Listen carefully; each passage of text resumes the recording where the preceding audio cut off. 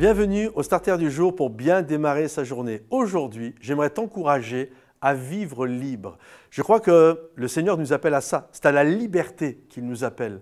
Sauf que, soyons honnêtes, quand ça fait des années et des années que nous avons été esclaves, que nous avons eu une mentalité d'esclave, que nous avons eu des addictions dans nos vies, il est parfois difficile de marcher dans la liberté. Regardez quand le peuple d'Israël est sorti d'Égypte. Ils sont libres.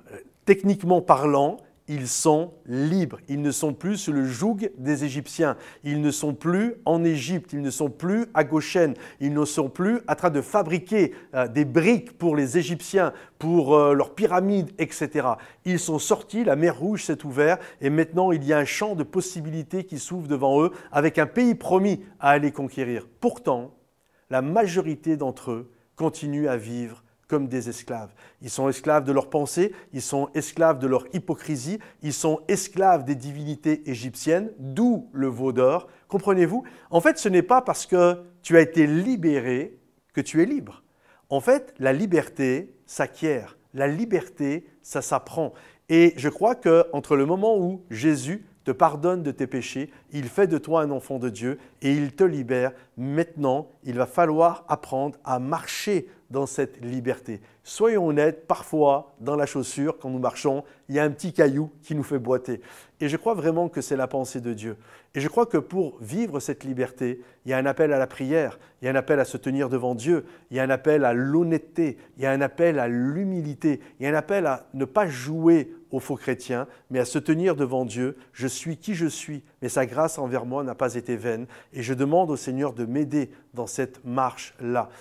La dernière fois, je regardais un documentaire, ça se passe aux États-Unis. Vous savez qu'aux États-Unis, ce n'est pas comme en France. En France, si tu as été condamné pour 3 ou 4 choses, on va prendre la peine la plus longue, admettons 20 ans, et tu vas prendre 20 ans. Aux États-Unis, les peines s'additionnent. Tu as commis 4 choses, et un c'est 20, l'autre c'est 15, l'autre c'est 10, l'autre c'est 15. À la fin, tu as tant d'années de prison. C'est pour ça qu'aux États-Unis, des moments, tu as 200 ans de prison. Ça paraît fou, mais c'est parce que tout s'additionne. Et je regardais donc ce documentaire, et des gens sortaient de prison, ils étaient rentrés à 20 ans, et ils sortent à 62, 63 ans.